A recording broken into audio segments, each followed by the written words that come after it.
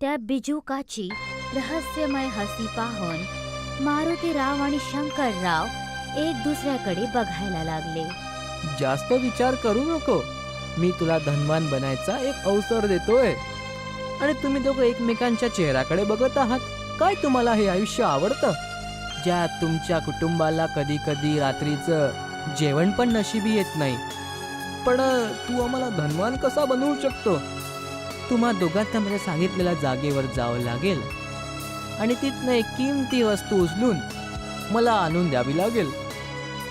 आम्ही तुझ्या गोष्टीचा अर्थ नाही समजलो. तू आम्हा दोघांना कुठल्या जागेवर पाठवायला बघतोय? काय तुम्ही दोघांनी कान्यम जंगलाचं नाव ऐकलं आहे? कानियम जंगलाचं नाव ऐकून मारुतीराव आणि शंकरराव दोघेही खूप वाईट प्रकाराने घाबरले. अरे ते जंगल तर खूप खतरनाक जंगल आहे. ऐकलंय की तिथे जंगली जनावर खूप खतरनाक आहेत. आणि मी तर इतकं पण ऐकलं आहे की त्या जंगलामध्ये भूत प्रेत पिशाच डायन यांचा प्रकोप आहे. जो पण माणूस त्या जंगलात गेला आहे तो वापस जिवंत नाही आला. काय तू आम्हा दोघा भावांना मारू इच्छितो? हे गोष्ट खरी आहे की त्या जंगलात जाऊन कुठलाच माणूस जीवित परतला नाही, पण तुम्ही दोघं जीवित परत येणार. एवढं बोलून त्या बिजुक्याने आपल्या शरीरातून एक छोटासा हिरा काढून मारुतीरावाच्या हातामध्ये दिला. तो हिरा वेगवेगळ्या प्रकाशाने चमकत होता. हा कुठला साधारण हिरा नाही आहे मारुती. हा एक चमत्कारी हिरा आहे. जोपर्यंत हा हिरा तुझ्याकडे राहणार तुम्हा दोघांचं कोणी काहीच बिघाडू शकणार नाही. अरे बाबा, ते सगळं तर ठीक आहे, पण आम्हाला तिकडून आणायचं काय आहे नेमकं उचलून? तुम्ही दोघं त्या जंगलाकडे चालले जा. हा हिरा तुम्हाला रास्ता दाखवून देईल. आणि जेव्हा तुम्ही त्या असाधारण गोष्टीच्या जवळ पोहोचून जाल हा चमत्कारी हिरा निळ्या प्रकाशाने जगमगून उठेल आणि त्याची निळी रोशनी त्या असाधारण वस्तूवर पडू लागेल. तू समजून जाशील की तुम्हाला त्याच वस्तूला उचलून आणायचं आहे. आणि जर त्या जंगलात तुमच्या समोर कुठलीच अलौकिक विपत्ती आली तर ह्या हिऱ्याला काढून त्याच्या समोर ठेवून द्याल तुम्ही. तो ह्या हिऱ्याच्या शक्तीची मुकाबला नाही करू शकणार. पण जर आम्ही तुझी गोष्ट नाही ऐकली तर? हा हिरा तुझ्या भावाने आपल्या हातांनी स्पर्श केला आहे. आता तुम्ही दोघं बिलकुल पण मागे वळून नाही बघू शकत. जर तुम्ही तुमचे पाय मागे परतले तर पुढच्या सकाळी तुमच्या दोघांचा परिवार जिवंत राहणार नाही. तेव्हा एक तेज धमाका झाला. ते दोघे खूप जास्त घाबरले. अचानक त्या बिजुक्याच्या वर रंगबिरंग्या प्रकाशाच्या किरण्या फुटायला लागल्या आणि तो बिजुका तिथून गायब झाला. त्याच्या गायब होतानाच मारुतीरावाची बायको कंचन तिथे येऊन पोचली. मी त्या रहस्यमयी बिजुक्याची सगळ्या गोष्टींना ऐकत होते. तुम्ही दोघं कशाही हालत मध्ये कानियम जंगलाला नका जाऊ हो, नाहीतर तुम्हा दोघांना खतरा होऊ शकतो. शंकररावाची बायको डोळ्यांमध्ये अश्रू घेऊन बोलली, वहिनी बरोबर बोलत आहेत हो, ते जंगल खूप खतरनाक आहे. आम्हाला हवा असून पण असं नाही करू शकत जानकी. त्या बिजुकाने आम्हाला धमकी दिली आहे. जर आता आम्ही परतलो वापस तर आमच्या सगळ्यांची मृत्यू निश्चित आहे आणि आम्ही कुठल्याच किमतीवर हे होऊ देऊ शकत नाही.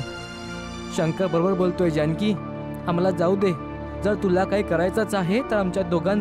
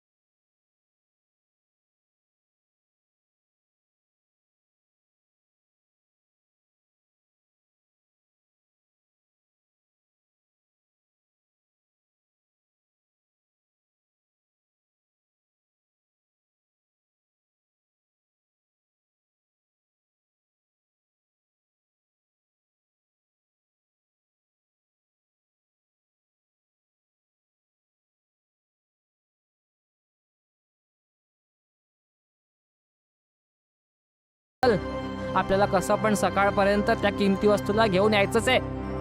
रत्नाताईने मारुतीराव आणि शंकररावला थांबवायचं खूप प्रयत्न केलं, पण त्या दोघांनी तिचं एकही ऐकलं नाही. काही तासानंतर दोघेही काणियम जंगलच्या आत उभे होते, जिथे विचित्र प्रकाराचे झाडे लागले होते. तेव्हा त्या दोघांच्या समोर एक मोठं झाड चलायला लागलं. हे बघून दोघे भाऊ खूप वाईट प्रकाराने घाबरले. त्या झाडाने एक असाधारण खतरनाक दिसणाऱ्या आकृती धारण केली होती. तुम्ही दोघं कोण आहात आणि इथे काय करत आहात? काय तुम्हा दोघांना नाही माहित की ह्या जंगलात जो पण येतो तो जिवंत नाही जाऊ शकत? दादा, लवकर त्या चमत्कारी हिऱ्याला काढून टाका, नाहीतर हा विचित्र दिसणारा झाड आपल्या दोघांचे प्राण घेऊन टाकेल. शंकररावाच्या बोलण्यावर मारुतीरावाने तो चमत्कारी हिरा बाहेर काढला. त्याच्यातून एक वेगळ्या प्रकाराची किरण फुटायला लागली. काही वेळानंतर ते झाड आपल्या जाग्याटी जाऊन उभं राहिलं. याचा अर्थ तो बिजू का खरं बोलत होता शंकर? हा साधारण शक्तींचा हिरा आहे. तेव्हा त्या हिऱ्यामधून लाल रंगाचा प्रकाश बाहेर पडला, जे जंगलच्या सरळ दिशेने निघून गेली. मला तर वाटते की हा हिरा आपल्याला मार्ग दाखवतोय. बरोबर म्हणतोय, चल जाऊया. ते दोघे त्या प्रकाशाच्या दिशेने वाढायला लागले. काही वेळानंतर तो प्रकाश एका तलावाजवळ जाऊन समाप्त झाला. इथे तर फक्त एक तळ आहे, याच्या व्यतिरिक्त अजून काही नाही. पण याच्या हिऱ्याची किरणे इथेच येऊन समाप्त झाली आहे. काही ना काहीतरी ते नक्की असेल, आपल्याला शोधावं लागेल. तेव्हा त्या तलावामधून एक मोठा मगर निघून त्या दोघांच्या समोर येऊन त्यांना बघायला लागला. त्या मगरमच्छला पाहून ते दोघे भाऊ खूप वाईट प्रकाराने घाबरले. मारुतीरावाने ताबडतोब तो हिरा बाहेर काढला, पण त्याच्या हिरा बाहेर काढण्याच्या आधीच त्या मगरमच्छने शंकररावाचा पाय पकडला आणि त्याला ओढून पाण्याच्या आत घेऊन गेला. मला वाचव दादा, लवकर तो हिरा काढून घ्या, तर हा मगरमच्छ मला प्राण घेऊन टाकेल. अरे अरे, घाबरू नको लहान भावा, मी तुला काहीच नाही होऊ देईल भावा. मारुतीरावाने त्या हिऱ्याला हातात घेऊन तलावाच्या आत उडी मारली. उडी मारतानाच मारुतीरावाने एका दुसऱ्या जंगलमध्ये स्वतःला तिथे पाहिलं. त्याने बघितलं की तो मगरमच्छ आपल्या पायांवर उभा राहून शंकररावाला दाबून उभा होता. हे कसं संभव होऊ शकतं? तळाच्या आत तर पाणी आहे, पण तळाच्या आत तर एक अजून जंगल आहे. मला मगरमच्छ पासून वाचव दादा. हा जंगल रहस्यांपासून भरलेला आहे. हा कोई साधारण जंगल नाही, हा तर एक मात्र जादुई जंगल वाटतोय. मारुतीरावाने ताबडतोब तो हिरा मगरमच्छच्या समोर काढून ठेवला. हिऱ्याचा प्रकाश मगरमच्छवर जसाच पडला, तो मगरमच्छ एक साधारण बेडूक मध्ये परिवर्तित झाला. हे सगळं काय आहे मला तर काही समजत नाही आहे. ह्या जंगलाबद्दल मी ऐकलं तर होतं, पण हे तर आपल्या विचारापेक्षा पण जास्त असाधारण निघालं. तेव्हा त्या हिऱ्याच्या आतून निळ्या रंगाचा प्रकाश फुटायला लागला. त्या बिजुकांनी म्हटलं होतं की जेव्हा हा हिरा त्या असाधारण गोष्टीच्या जवळ पोहोचेल, तेव्हा हा निळ्या रंगाच्या प्रकाशाचा रोशनी पसरेल. हे बघ, हा प्रकाश कुठपर्यंत जातोय, तिथेच ती असाधारण गोष्टी असणार. हो, तू बरोबर बोलतोय, चल. काही वेळामध्येच ते दोघे प्रकाशाचा पाठलाग करता करता एका जाग्याटी पोहोचले. त्यांनी बघितलं की त्यांच्या समोर एक विचित्र दिसणारा एक खूप जुना हीटर ठेवलेला होता, जो की सोन्याचा होता. भला हा असाधारणच्या सोन्याच्या हीटरला आणण्यासाठी त्या बिजुकांनी आपल्याला अशा असाधारण जंगलामध्ये पाठवलं. मला तर काही समजत नाही आहे की हे सगळं होत काय आहे. मला वाटतंय की कुठलं खजाना मिळेल किंवा आपल्याला अशी वस्तू मिळेल जी आपण आजपर्यंत नसेल बघितली. पण हे तर एक साधारणचं हीटर आहे. पण चमत्कारी हिऱ्याचा प्रकाश ह्या हीटरवर बरसतो आहे. आपण हे हीटरच उचलून घेऊन जाऊ. काही ना काही गोष्ट तर ह्या हीटरमध्ये नक्की असणार. एवढं बोलून त्या दोघांनी त्या हीटरला उचललं. पण हीटरला उचलतानाच त्या दोघांनी स्वतःला जंगलच्या बाहेर आपल्या गावाच्या जवळ पाहिलं. मला वाटतंय की त्या बिजुक्यानी आपल्याची गंमत केली आहे दादा. तूच सांग, ह्या साधारणच्या दिसणाऱ्या हीटरमध्ये आपल्याला किती मूल्य मिळू शकतं? बरोबर बोलतोय शंकर. म्हणत तर असा होता की आपण इतके धनवान होऊन जाऊ की आपण विचार पण करू शकणार नाही. शंकरराव आणि मारुतीराव त्या सोन्याच्या हीटरला घेऊन आपापल्या घरी आले आणि त्या बिजुकाचं बेसब्रीने वाट बघायला लागले. पण काही दिवस झाल्यानंतरही कोई असाधारण घटना नाही घडली. मला तर काही समजत नाही आहे शंकर की आपण काय करावं. त्या बिजुकाने म्हटलं होतं की ती साधारण गोष्ट हवी आहे, पण आपल्या दोघांना वाट बघून खूप वेळ झाली आहे. मला तर वाटतं की आपण याला सोन्याच्या हीटरला बाजारात विकून देऊया. काही वेळ अजून आपण वाट बघू. जर तो नाही आला तर आपण ह्या सोन्याच्या हीटरला बाजारात विकून देऊ.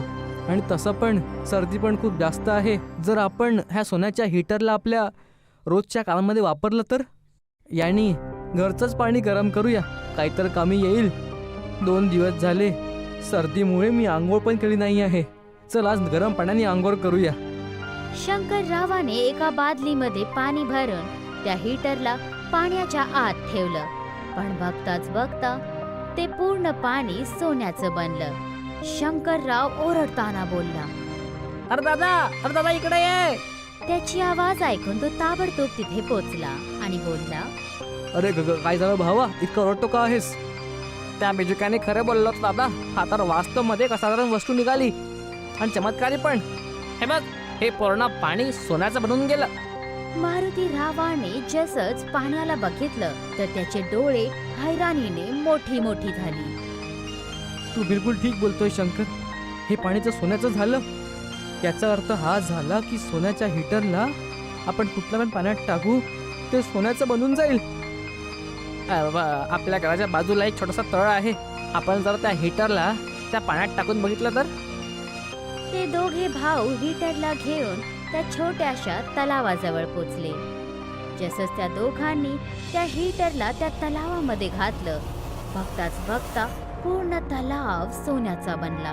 सोन्याचा तलाव बघून चमकी आणि कंचनचा हैराणीचा ठिकाणा नाही राहिला.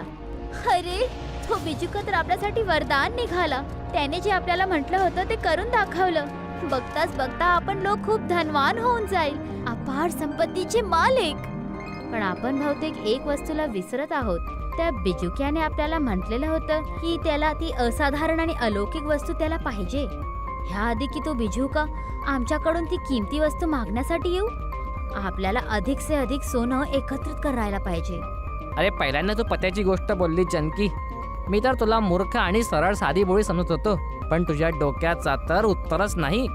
त्या दिवसानंतर मारुतीराव आणि शंकरराव दोघेही जंगलकडे निघून जातात आणि कुठेही त्यांना ते तलाव दिसायचं तर तिथे त्या हीटरला तलावामध्ये टाकायचे आणि पाण्याने सोनं एकत्रित करून आपल्या घरी घेऊन यायचे.